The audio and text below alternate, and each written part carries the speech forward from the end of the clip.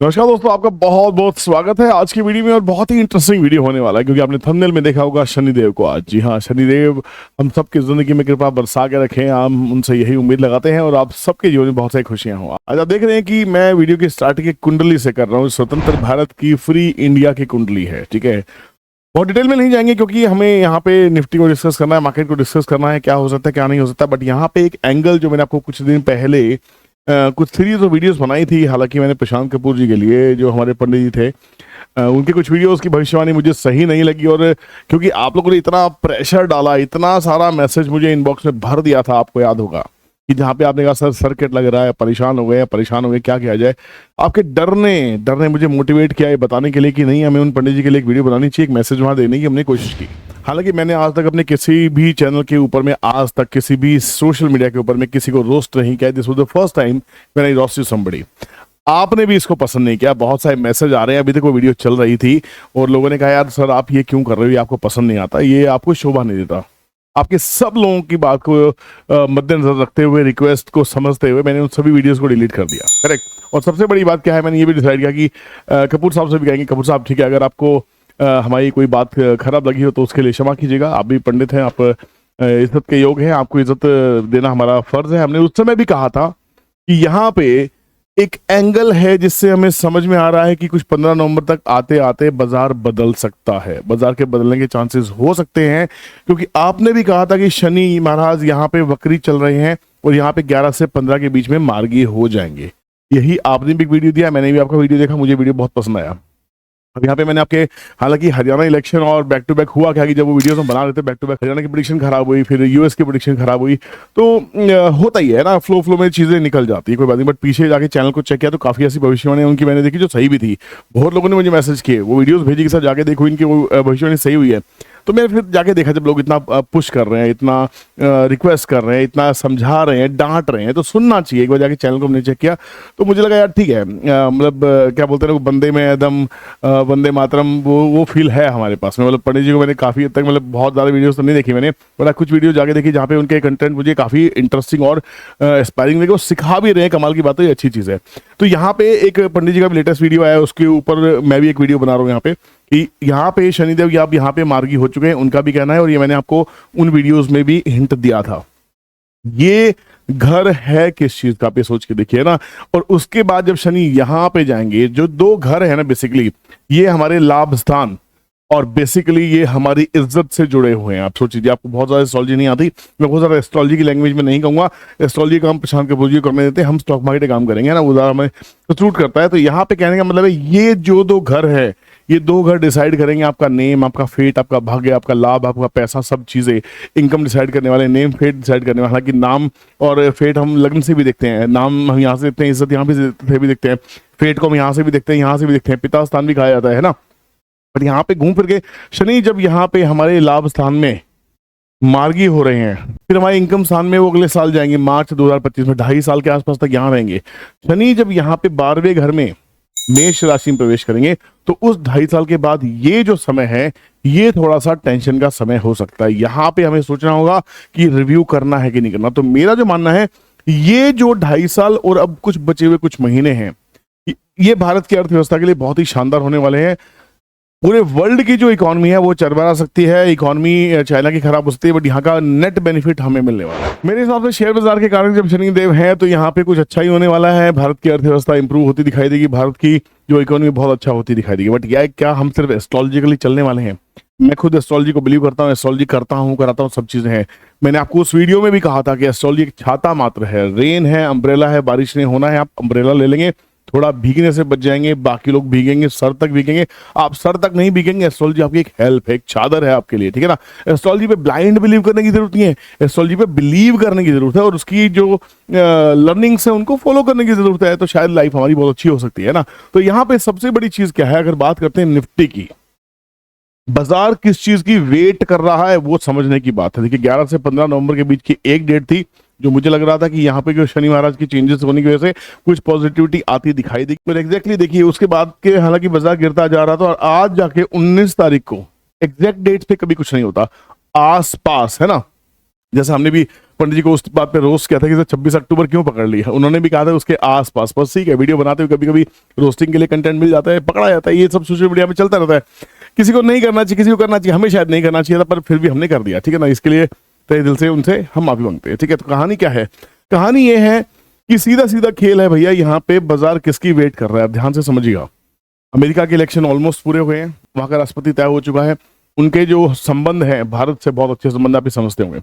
अब government of India के जो नुमाइंदे हैं प्लस आरबीआई, इन दोनों में ये सोच में थोड़ा सा मिसमैच दिखाई दे रहा है, जहां पे आरबीआई गवर्नर कहते हैं कि भैया जो अभी सीपीआई का डेटा आया वो बहुत ही ज्यादा ये दर्शा रहा है कि भैया लोगों को तो इन्फ्लेशन की आदत हो गई है। दिवाली में जो खरीदारी जिस तरीके से हम लोगों ने की है सीजन के अंदर में, वो खरीदारी साफ साफ कह रही है कि भारत को इन्फ्लेशन की आदत हो गई है।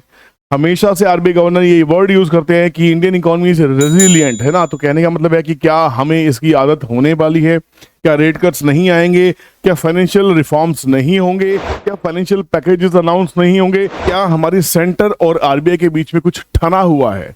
यही है बाजार वेट कर रहा है, क्योंकि एफआईज का हमारे देश में रहना और आना इसके ऊपर भी डिपेंड करेगा। अगर यहाँ पे आरबीआई दिसंबर की मीटिंग जो है, आरबीआई की जो मीटिंग है, उसमें अगर कुछ पॉजिटिव एस्पेक्ट मार्केट के लिए मिल जाते हैं, जो 22 दिसंबर से पहले पहले होने के चांसेस हैं, अगर वो हो जाता है, मार्केट का बहुत बढ़िया टर्न अराउंड होता हुआ दिखाई देगा, मार्केट बहुत शानदार चलती हुई दिखाई देगी। और 23,500 मैंने कल की वीडियो के आसपास भी कहा था, मुझे लग रहा था कि 23,500 के आसपास तो बाजार आ जाना चाहिए। 23,500 के नीचे भी मार्केट गई है और इसके ऊपर चलेगा, सस्टेन करेगा, तो जाके कुछ बड़ा गेम होने वाला है। आप इस वीडियो को जाके जरूर देखिएगा, जब मैंने कहा था निफ्टी बिलो 200 डीएमए, तो 200 डीएमए क्या था, 23,500 के नीचे बाजार गया, वहां ज्यादा देर रुका नहीं। अभी भी बाजार 200 डीएमए के आसपास ही चल रहा है, 200 पॉइंट ऊपर नीचे को हम आसपास कह सकते हैं। अभी फिलहाल उसके ऊपर चल रहा है। अगर ये सस्टेन होकर चल पड़ता है, यहाँ पे अगर प्राइस एक्शन ऐसा आपके टाइम पे आने वाले टाइम पे दिखाई देता है कि बाजार वापस ऊपर चल पड़ा, तो समझ लीजिए 24,025 जहां से बाजार गिरा था, 24,025 जो मेजर हर्डल है, इसके ऊपर अगर बाजार चल के सस्टेन हो गया तो यहाँ पे बहुत बढ़िया बुल रन आपको देखने को मिलेगा। और आने वाले 3 साल, जैसा मैंने आपको कहा है, आने वाले 3 साल, ये मेरी भविष्यवाणी समझ लीजिए। और इसमें मैं चाहूंगा कि अगर पंडित जी मेरी वीडियो देख रहे हो तो इस पर टिप्पणी जरूर करें, इस पे अपना ज्ञान जरूर बांटें, जरूर कहें कि ये जो आधा महीना, ये जो 6 महीने और ये जो 2.5 साल बचे हुए हैं, क्या ये 3 साल में क्या हम निफ्टी को 36,000 तक जाते हुए देख सकते हैं? ये मेरा बड़ा सवाल है, मेरी रिक्वेस्ट है, अगर वो भी इसके ऊपर अपनी रोशनी डाल पाए, या कोई भी एस्ट्रोलॉजिकल जो एस्पेक्ट रखते हैं, जितने भी पंडित गुणवान लोग हैं, इस पर जरूर डालिए। मार्केट की ज्ञाता और एस्ट्रोलॉजी की ज्ञाता जरूर इस पर रोशनी डाले कि ये जो 2.5 से 3 साल हैं, क्या यहाँ पे हम निफ्टी को 30,000 36,000 पार करते हुए देख सकते हैं? मेरा अनुमान है कि यहाँ पे बाजार बहुत ही ज्यादा एग्रेसिव होना चाहिए। यहाँ पे आने के बाद टाइम थोड़ा सा खराब होगा। दोबारा से यहाँ पे लगन पे जब शनि आएंगे, शनि महाराज यहाँ पे शनि महाराज इस लग्न कुंडली के दोस्त है, बहुत अच्छे दोस्त हैं, किस किस घर के कारक हैं, तो यहाँ पे बहुत बढ़िया रिजल्ट मिल जाते हैं इंडियन इकोनॉमी के लिए। मेरे हिसाब से बहुत ही अच्छा टाइम होने वाला है।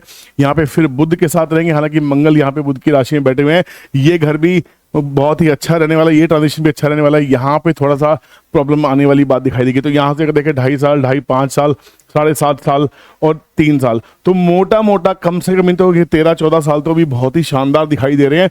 लीप्स एंड बाउंसेस आते रहेंगे, इफ एंड बट होते रहेंगे, बाजार में करेक्शंस होती रहेंगी, पर at the end of the day the result is कि बाजार ने ऊपर जाना है। इसमें कुछ ज्यादा रॉकेट साइंस नहीं है, बाजार ने ऊपर जाना ही है। कितना जाना है? अभी जो निफ्टी है, मार्केट कैसे चल रही है, मार्केट अब मान के चलेंगे आप, एग्जैक्टली एक और थ्योरी देता हूं, बहुत इंटरेस्टिंग है।